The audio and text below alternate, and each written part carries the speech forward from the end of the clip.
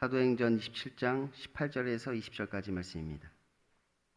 제가 가진 성경으로 신약성경 236페이지에 있습니다. 사도행전 27장 18절에서 20절까지 말씀입니다. 제가 봉독하도록 하겠습니다. 우리가 풍랑으로 심히 애쓰다가 이튿날 사공들이 짐을 바다에 풀어버리고 사흘째 되는 날에 배의 기구를 그들의 손으로 내버리니라. 여러 날 동안 해도 별로 보이지 아니하고 큰 풍랑이 그대로 있음에 구원의 여명마저 없어졌더라. 아멘. 오늘 강사로 오신 오현철 목사님은 성결대 설교학 교수님이시고 성결 설교 클리닉 대표를 역임하고 계십니다. 이제 목사님 나오셔서 광풍을 만난 그리스도인이란 제목으로 말씀 전해주실 때 많은 은혜 받으시기 바랍니다. 나오실 때 박수로 환영해 주시면 좋겠습니다.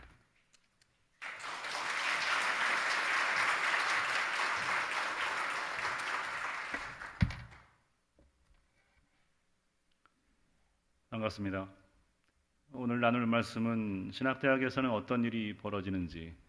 보통 신학생들, 신학대학의 교수들은 기도 안 하는 사람으로 알려져 있거든요. 시리즈로 이번 한 달 동안에 신학대학 교수들이 와서 말씀을 나누는데, 우리 같은 편의 입장에서는 우리 정체가 드러나는 것 같아서 좀 부담스럽기도 합니다. 기도 잘 안 하거든요. 말씀도 잘 안 읽고. 사실은 성도님들이 한국 교회를 지탱하고 하나님의 교회를 세워나가는 분들은 성도님들이시죠. 그래서 나누고 싶은 말씀은 신학대학에서는 어떤 일이 벌어지는지, 신학대학의 교수와 또 신학생들은 목사와 또 전도사이기 이전에 그리스도인으로서 어떻게 살아내고 있는지에 대한 보고이자 저와 제자들의 고백입니다. 말씀을 듣는 여러분들에게도 동일한 고백이 있기를 바랍니다. 잠시 기도하겠습니다. 오늘도 부족한 종을 말씀의 종으로 세워주셔서 감사합니다. 오직 본문의 뜻을 드러내는데 본문을 통해 말씀하시는 하나님, 그리스도인의 삶 속에 일하시는 하나님을 나타내는 도구로 쓰임받게 해 주시옵소서. 예수님의 이름으로 기도합니다. 아멘. 본문은 여러분들이 많이 들으셨을 말씀입니다. 바울이 로마로 압송되던 중에 바닷길로 이제 끌려가다 보니까 바다에서 만난 광풍을 만난 사건을 다루고 있습니다. 우리가 함께 읽은 성경 구절에서 보신 것처럼 상황이 아주 안 좋았죠. 풍랑을 만나면 보통 상황에 따라서 짐을 버리기도 하는데 짐만 버린 것이 아니라 배의 모든 기구들도 버릴 정도였습니다. 기구를 버린다는 것은 이후에 상황이 좋아져서 정상적인 운행과 항해를 할 때에 필요한 것들인데 그런 것들을 생각할 수 없으니까 기구까지 다 버리게 되는 거죠. 그 풍랑이 여러 날 계속됐고 해와 달이 별이 보이지 않고 그래서 구원의 소망이 전혀 없었더라. 이 본문 속에서 보여지는 게 세 가지인데 그 중에 첫 번째는 아무래도 광풍입니다. 배에 선장이 탔던, 죄수가 탔던, 노련한 선주가 탔던, 백부장이 탔던, 심지어 하나님의 사람이 탔던 상관없이 배에는 광풍이 불어 닥쳤습니다. 여러분과 저의 삶에도 이런 종류의 광풍, 아무도 원하지 않고 예기치 않은 일들이 벌어지곤 합니다. 아까 광고 시간에 동정에서 우리가 본 것처럼 어떤 성도님들은 유명을 달리하시기도 하고 우리 곁을 떠나기도 하고 어떤 분들은 또 여러 어려움들 속에 병원에 입원하시기도 하는 이런 일들을 당하곤 합니다. 학교에 있다 보면 제자들의 일상 속에서 가장 어려운 것 중에 하나는 등록금을 해결 못하는 거죠. 여러분들이 다 그런 시절들을 겪으셨을 겁니다. 어렸을 때는 연세가 지긋하신 분들은 학사금이나 등록금을 마련 못했을 때에 저 뒤에 가 서 있어 라는 말을 듣기도 하고 뭐 부모님 불러와 라는 말을 듣기도 했었던 그런 아픈 시간도 있었겠죠. 요즘은 정부에서 주는 국가장학금이 있어서 사실은 많은 혜택을 받고 있습니다. 많은 학생들이 등록금에 큰 어려움 없이 지내고 있지만 사실은 가정 형편에 따라서 등록금만 필요한 게 아니라 내가 돈을 벌어서 공부하면서 돈을 벌어서 제대로 활동 못하시는 아버지 어머니를 대신해서 생활을 꾸려나가야 되는 친구들도 있어요. 특히나 하나님의 공부를 하고 있는 신학생들 중에는 어쩜 그렇게 가난하고 힘든 친구들이 많은지 모르겠습니다. 한 친구가 제 방에 찾아와서 이런저런 얘기를 하는 중에 등록금 얘기가 나왔어요. 등록금이 모자라서 뭐 아르바이트도 하고 열심히 뛰고 있다. 뭐 도와달라는 눈치 같기도 한데 뭐 교수가 할 수 있는 일 중에서 지갑을 열어서 학생들을 돕는 일도 있겠지만 항상 그렇게는 도울 수 없어서 우리 신학대학 교수들이 장학금을 모아서 매달 적립을 하고 필요할 때에 꼭 필요한 학생에게 전달을 하는 일들도 하고 있습니다만 어쨌든 같이 이야기를 들어주고 방법이 어떻게 없겠느냐 얘기도 좀 하고 고민을 들어주는 것만으로도 위로가 되고 소망이 되기도 하죠. 이런저런 얘기를 하다가 어떻게 뭐 안 되면 은행이라도 털어야 되지 않겠느냐 뭐 얘기도 했습니다만 뭐 함부로 쓸 수 있는 방법이 아니니까 최후 수단으로 남겨두기로 하고 기도한 후에 보냈습니다. 제 방을 나서는 그 제자의 뒷모습이 좀 안타깝고 아파 보였어요. 삼성연구소의 연구원과 결혼을 앞두고 있는 제자가 있습니다. 여학생이고 공부도 잘하고 또 건장해요. 그래서 또 장교가 되겠다는 마음으로 매일 수업에 빈 시간이 있으면 운동장을 이렇게 뛰는 친구이기도 합니다. 신학을 공부한 친구여서 신학을 다 졸업한 후에 대학원을 가겠다고 해서 신대원을 가느냐 했더니 그게 아니라 경영이나 이쪽으로 다른 대학원을 가겠다고 하는 거예요. 그래서 근데 네가 그런 기초가 없는데 되겠느냐라고 했는데 덜컥 붙었어요. 어떻게 된 거냐 했더니 지원자가 자기밖에 없어서 그냥 붙었다는 거예요. 이 친구는 그래서 모든 게 좀 이렇게 잘 순적하게 풀리는 친구여서 제가 사실은 걱정을 좀 안 했던 친구이기도 합니다. 방학 중에 찾아왔기에 청첩장을 가지고 왔나 보다. 결혼도 앞두고 있었거든요. 그래서 청첩장을 가져왔냐 했더니 그게 아니고 입을 열어서 했던 말은 교수님 사실은 제가 2차례 자살을 시도했습니다. 한 번은 여름 바다가 끝나고 인적이 좀 드문 바닷가에 사람이 없으니까 물에 들어가서 좀 빠져 죽어야지 하는 마음으로 물에 들어갔는데 경계 근무를 쓰는 군인이 보고서 급히 내려와서 구한 거예요. 물에 빠져 있는 친구를. 그리고 한 번은 아파트의 고층에 살고 있는데 그날따라 너무 죽기에 좋은 날씨더래요. 그래서 오늘이다 라고 생각하고 베란다로 나가서 난간으로 올라가는데 이 세 자매가 사는 집인데요. 막내가 유도를 배웠대요. 유도를 배운 친구가 그 언니가 그런 행동하는 것을 보고 달려와서 뒷덜미를 잡아 채는 바람에 또 살은 거예요. 본인은 2번이나 자살을 실패했지만 그런 어려움이 있습니다. 우울증이 심해서 신경정신과 치료를 받고 있고 약을 먹지 않으면 잠을 잘 수가 없고 어머니도 딸이 셋인데 큰딸은 이제 결혼 안 했지만 독립해서 나가 있고요.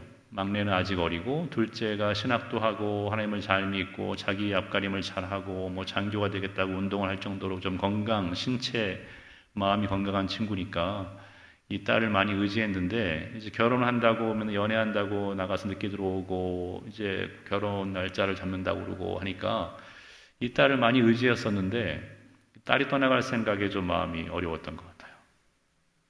그래서 매일 저녁에 집에 들어와 보면 어머니가 집에 불을 다 꺼놓고 부엌에 앉아서 이렇게 술을 드셨대요. 술을 드실 수는 있지만 이렇게 불을 다 꺼놓고 무섭게 그러셨는지 모르겠어요. 언니도 이제 나가서 살고 있는데 그 언니하고 같이 방을 쓰던 시절에 언니도 자살을 시도했던 경험이 있고 귀신 들린 경험이 있고 하루는 같은 방에서 자고 있는데 자다가 좀 잠자리가 좀 이상해서 눈을 떠서 보니까 언니가 칼을 들고 자기를 죽이려고 했었던 그런 경험도 있었습니다. 그 무서운 언니하고는 잘 지내냐라고 물어보니까 잘 지낸대요. 독립해서 살고 있는 언니네 집에 놀러도 가고 밥도 같이 해먹고 잘 놀고 하는데 다행이다. 근데 언니네 집에서 아직도 자고 오지는 못한대요. 그때 그 트라우마가 있는 거죠. 하루는 학교 갔다 오니까 자기 방에 옷과 책을 엄마가 다 찢어놨더래요. 집안에 여러 가지 어려움이 시린 광풍이 불고 있는 상황이었습니다. 그래서 그 방을 좀 치웠냐라고 하니까 내가 왜 방을 치우느냐, 어지럽힌 사람이 치워야지. 매일 밤은 아니지만 엄마를 칼로 잔인하게 찔러 죽이면서도 미소 짓고 있는 자신의 모습을 보는 꿈을 자주 꾼다는 이 친구. 20대 중반밖에 안 된 어린 청년이고 신학생인데 무엇이 그녀를 그렇게 힘들게 하는지 모르겠습니다. 여러분들 어떻습니까? 제가 오늘 처음 뵙고 그 전에 이제 오이도역 앞에 있을 때는 제가 교회를 한두 차례 방문한 적이 있었는데요. 예배 때 참석한 적은 없었고 목사님을 뵈러 왔었고 이렇게 100곳으로 옮긴 이후에는 처음 여러분들을 뵙게 됩니다. 다 반갑게 맞아주시고 또 미소로 맞아주시고 우리 박 목사님으로부터 안내하시는 모든 분들, 우리 장로님들, 그래서 여러분들 얼굴만 보면 다 아무런 문제가 없어 보이고 천국을 소유한 분 같고 그리스도의 정체성에 대해서 권호 교수님과 제가 2주 동안 말씀을 나누기로 숙제를 받았는데 이런 말씀 안 들어도 다 평안하실 것 같아 보입니다만 사실은 제가 잘 모르잖아요. 여러분들에 대해서 정말 일도 모르잖아요. 제가 아는 것은 여러분도 가슴마다 상처가 있고 사연이 있고 또 눈물이 있고 시린 광풍이 크든 작든 있을 거라고 생각합니다. 저는 2004년에 유학을 마치고 우리 이정희 목사님 공부하신 대학에서도 공부했는데요. 유학을 마치고 모교에서 이제 교수를 뽑는다고 선배 교수님들, 권사님들이 지원을 하라고 하셨어요. 야, 오현철 지금 지원 안 하면 주님 오시기 전에 언제 또 뽑을지 모르니까 지원해라. 마지막 기회인 것 같다라고 말씀하셔서 저는 저를 뽑아주시는 줄 알고 순전한 마음에 지원을 했어요. 근데 3차, 4차까지 올라가서 이사장과 총장을 만나야 되는데 2차에서 똑 떨어진 거예요. 너무 거지 같은 일이 발생한 거죠. 생각으로는 괜찮았던 것 같은데 사실 교수 되는 게 쉽지 않은 거잖아요. 그래서 심하게 말하면 누구 하나 죽어야 그 자리가 빈다는 말도 있는데 제가 너무 쉽게 생각한 것 같다라고 아버지하고 저하고 이렇게 앉아서 얘기하면서 야, 왜 이런 일이 벌어졌지? 글쎄 말입니다, 아버지. 우리가 좀 교만했던 것 같아요. 그래, 네가 교만했던 것 같아. 서로 이렇게 얘기를 하면서 넘겨서 마음으로는 겉으로는 그냥 좋은 분이 뽑혔겠지, 나보다 훌륭하신 분이라고 넘긴 것 같은데 몸은 좀 안 따라간 것 같아요. 그래서 고혈압도 생기고 두통이 심해져서 강력하다고 하는 그 약을 하루에 3알씩 먹어도 머리가 진정이 안 되는 거예요. 너무 힘든 시간을 사실 보내기도 했습니다. 제가 자리를 잡고 이렇게 정착을 하지 못하니까 부모님이 살던 집에 제가 살던 그 방에 그 한 칸에 아내와 또 2아이와 함께 이제 살림을 틀었어요. 그래서 아내 입장에서도 부모님을 모시고 이렇게 사는 게 아니라 본인 사는 집에 그냥 얹혀 사는 셈이잖아요. 그리고 셋째 임신 소식을 들어서 기뻐한 지 하루 만에 하나님께서 생명을 거둬가셨습니다. 아내는 이렇게 1년 만에 시집살이 1년이 지나고 크리스마스 이브 날 이제 그 성탄절 축하 예배를 가기 전에 방에 앉아 있는데 아내가 등을 보이고 있어요. 그래서 등 모습이 제가 결혼할 때는 분명히 아내의 등이 요만했었는데 이렇게 광야와 같이 커졌더라고요. 그래서 그 어깨가 이렇게 움직이는데 무슨 일이 있었던 것 같아요. 그래서 혹시 오늘 무슨 일이 있었나요? 라고 물어보니까 당신은 지난 1년 동안 내가 얼마나 힘들었는지 모르는 것 같아.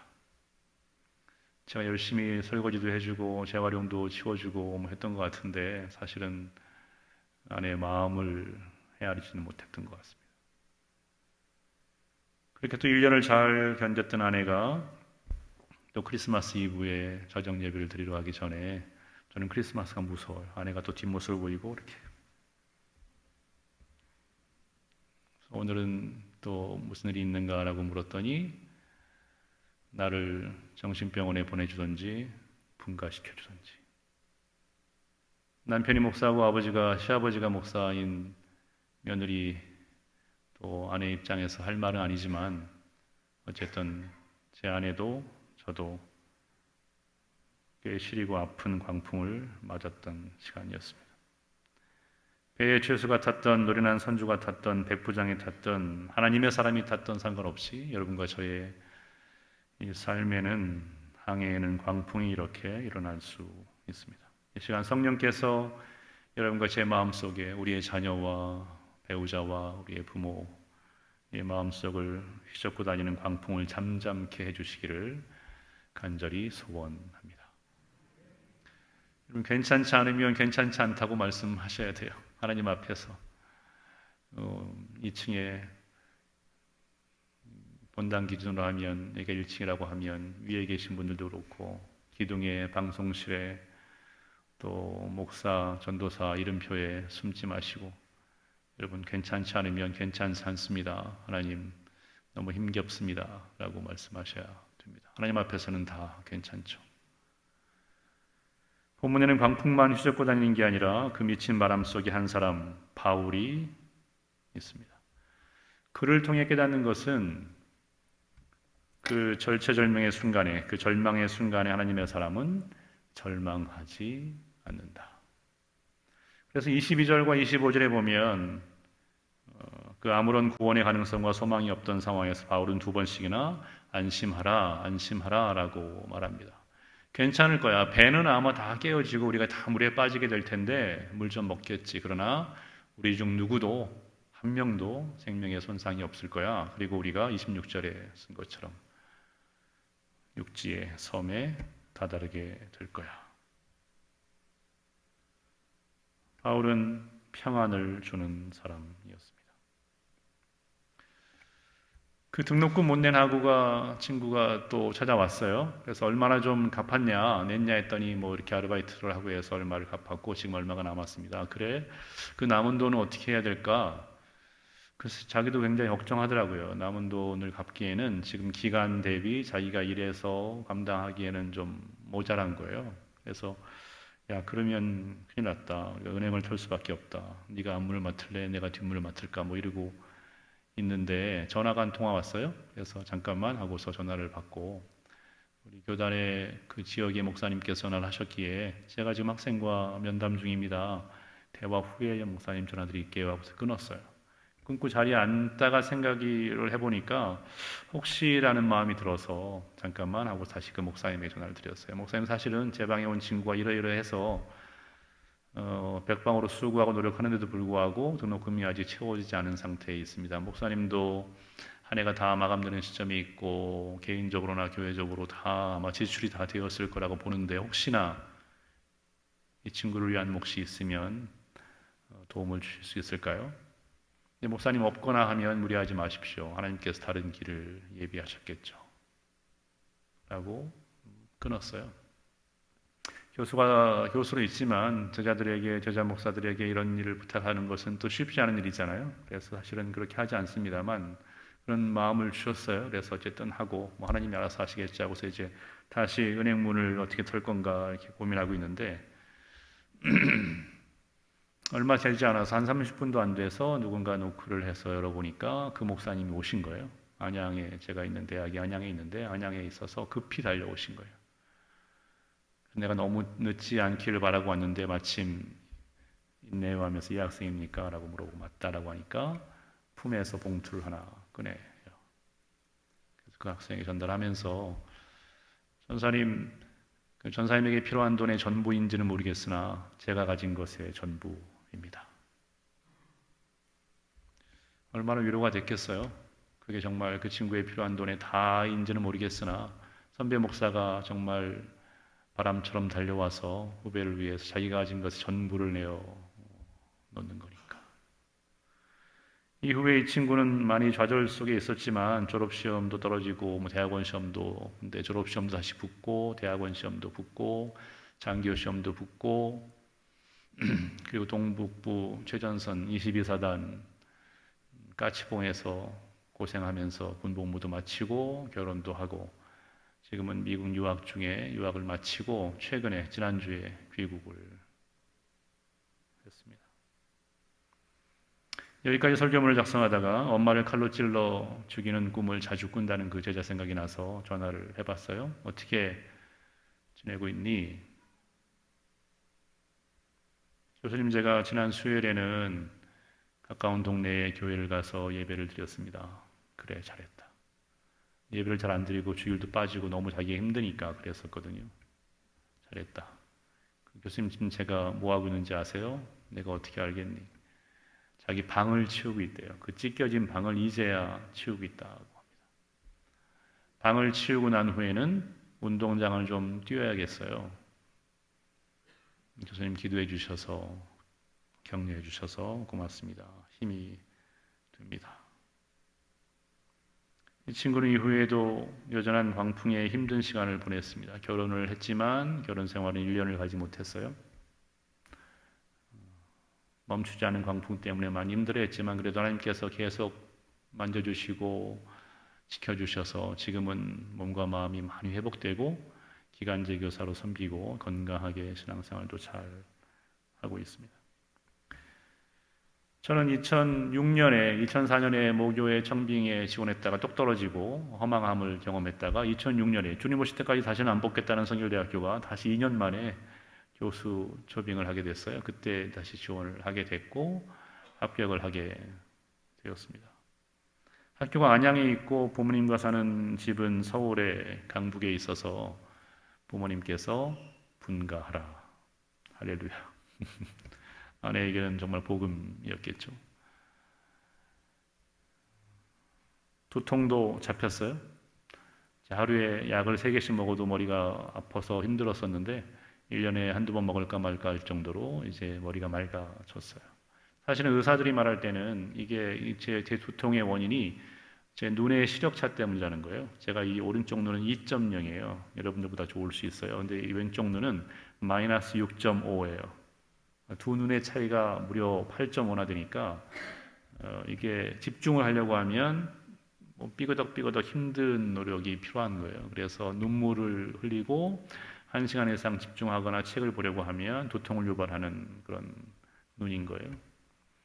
나중에 또 발견했는데 두통 클리닉을 받았는데 이쪽에 목에 경추에 또 이상이 있음을 발견해서 경추 치료를 했더니 두통이 잡힌 거예요. 사실은 이런 눈으로 1시간 이상 책을 볼 수 없는 눈으로 박사까지 공부를 하고 교수가 된 것은 전적으로 하나님의 은혜이죠. 사실은 선생님이 의사 선생님이 1시간 이상 책 보면 안 됩니다. 네, 땡큐 할렐루야 하면서 이렇게 놀고 그랬거든요. 근데 하나님께서 긴 공부를 마치게 하셨죠. 셋째도 주셔서 어느새 대학교 2학년, 고등학교 2학년, 중학교 2학년 사내들만 셋이 있는 격한 가정을 삶을 살고 있습니다. 우리 아이들 사진 잠깐 보여주실까요? 첫째하고 둘째, 네. 넘겨주세요. 네, 가정예배 때 소리도 안 나는 악기를 가지고, 아이고, 네, 설정된 장면 같죠? 넘기시고, 네.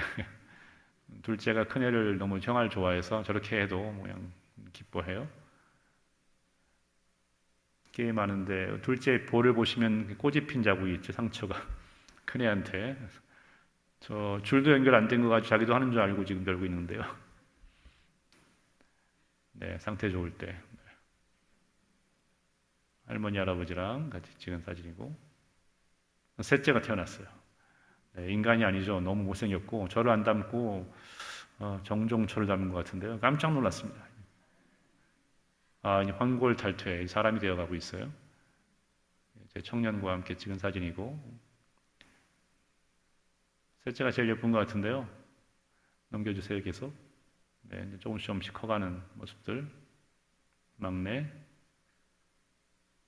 네, 계속 넘겨주세요. 몇 장 안 남았을 텐데. 네, 거기까지인 것 같습니다. 오케이.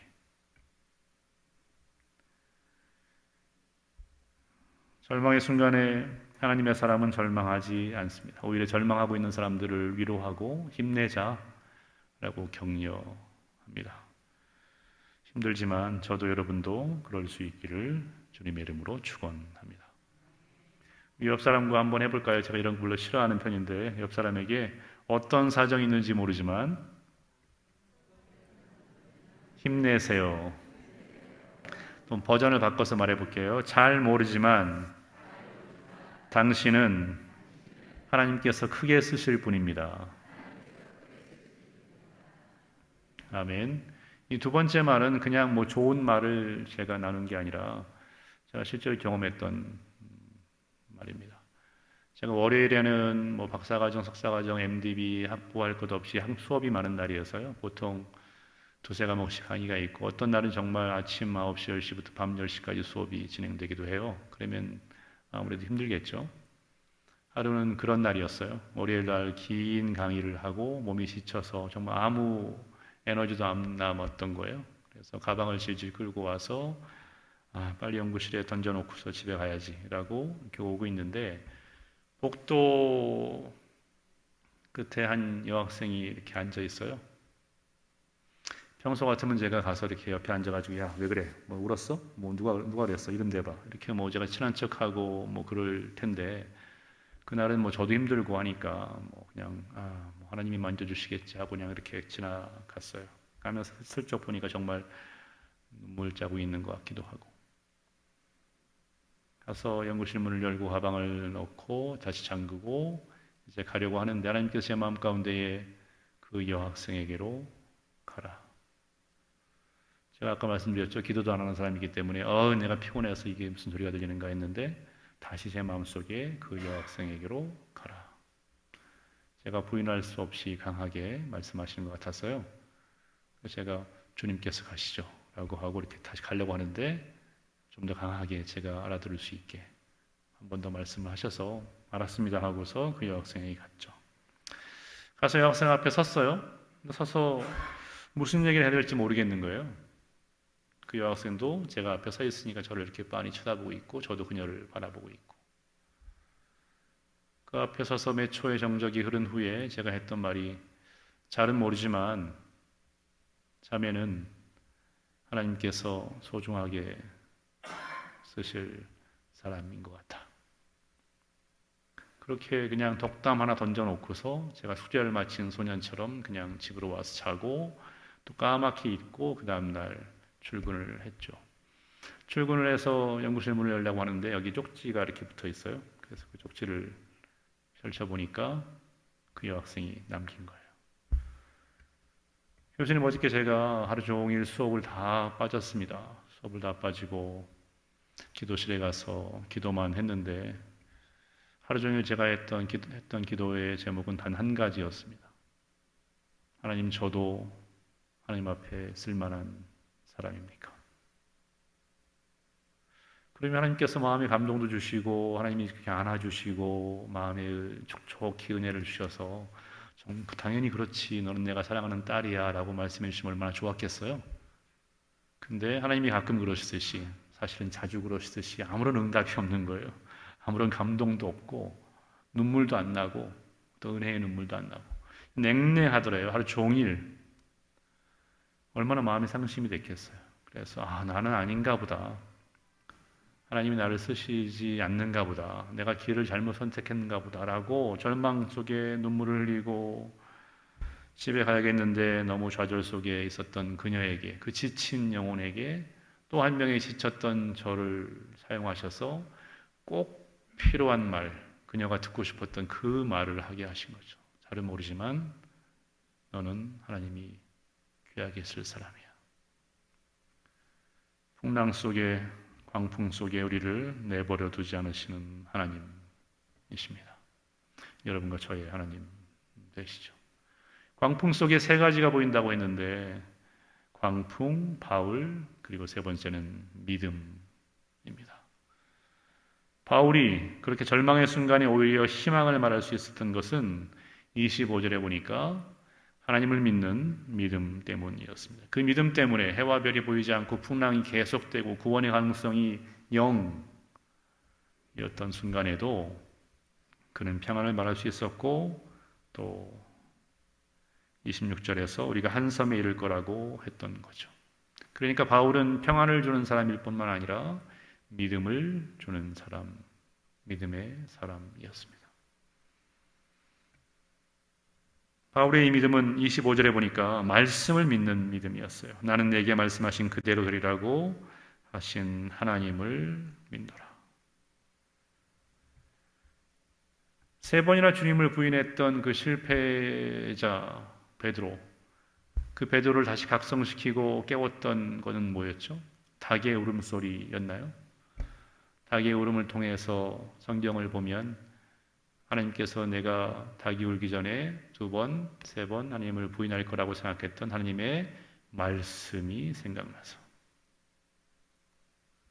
사도행전 교회는 우리 모든 이 땅의 교회들이 흠모하는 교회이고 닮고 싶은 교회고, 그 초대교회의 역사가 그대로 재현되기를 소망하는 교회입니다.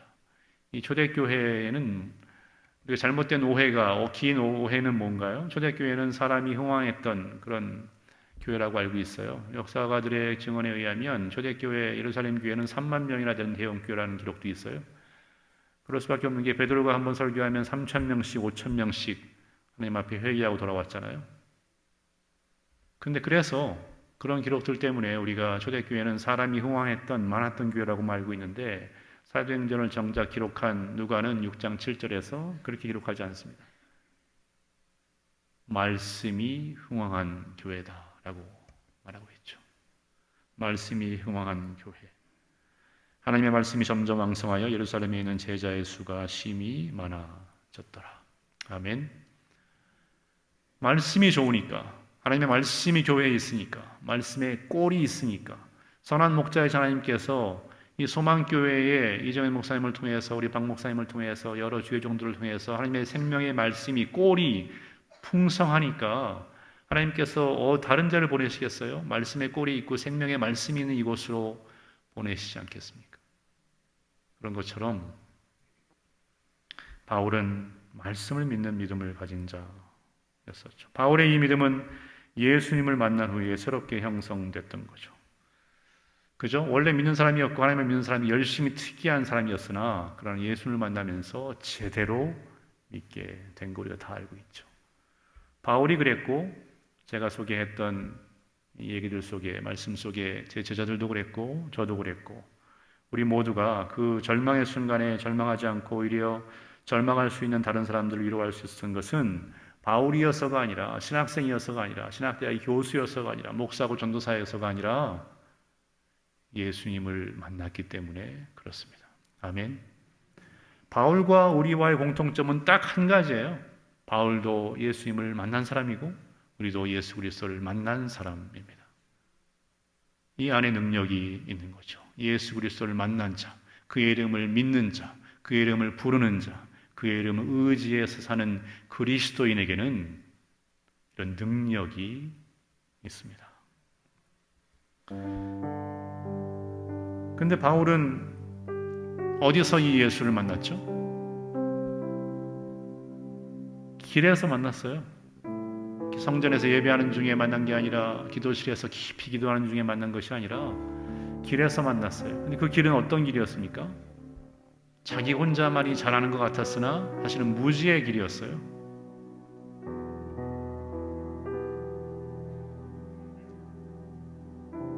실패의 길이었고, 죄악의, 결과적으로는 하나님의 교회를 핍박하고 하나님의 사람들을 죽이는 죄악의 길에서 주님을 만납니다.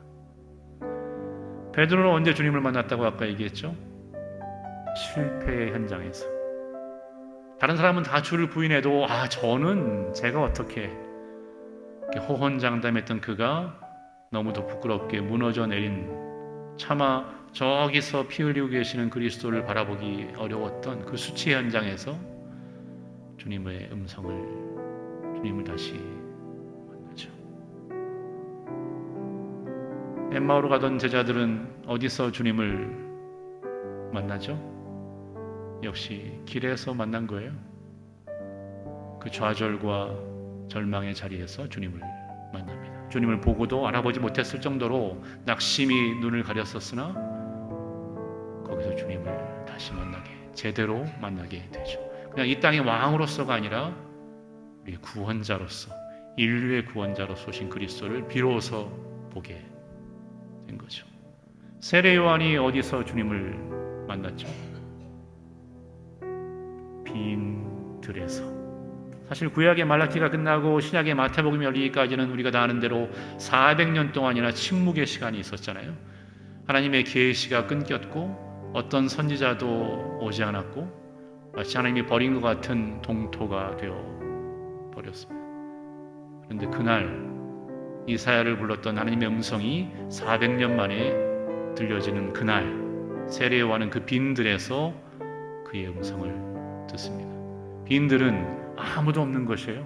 아무것도 없는 것이에요. 그러나 거기서 하나님의 음성을 듣습니다.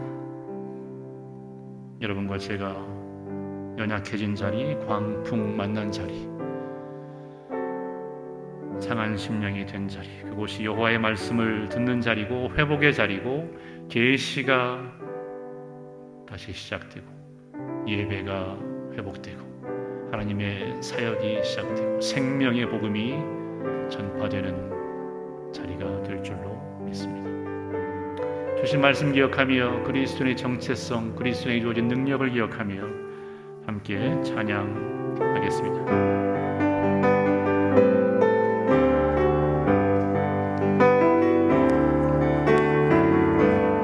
마음속에 어려움이 있을 때 마음속에 어려움이 있을 때 마음속에 어려움이 있을 때 주님 내게 먼저 오사 내 마음을 만지고 주님 앞에 나올 수 없을 때 주님 앞에 나올 수 없을 때 주님 앞에 나올 수 없을 때 주님 날 먼저 안으시네. 그럼에도 불구하고 나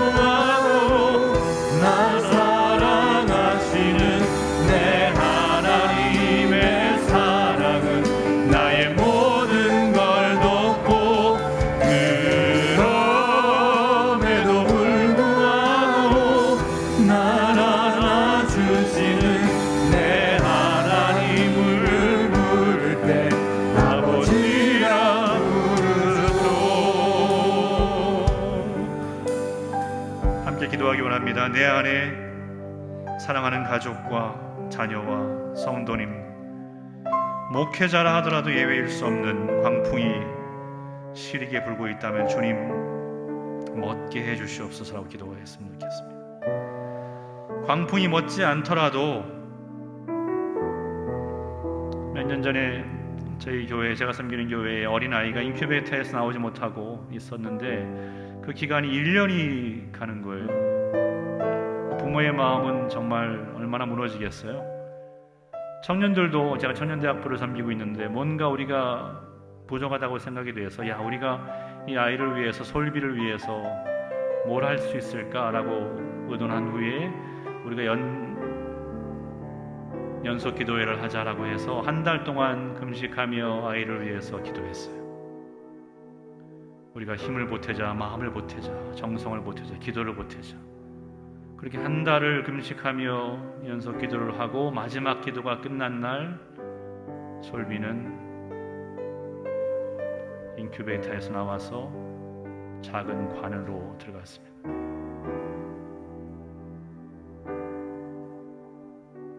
광풍이 멎지 않더라도 하나님, 바울처럼, 제자들처럼 절망하지 않고 그 절망의 자리가 하나님을 만날 수 있는 자리일 수 있음을 믿는 믿음 갖게 해달라고 기도했으면 좋겠습니다.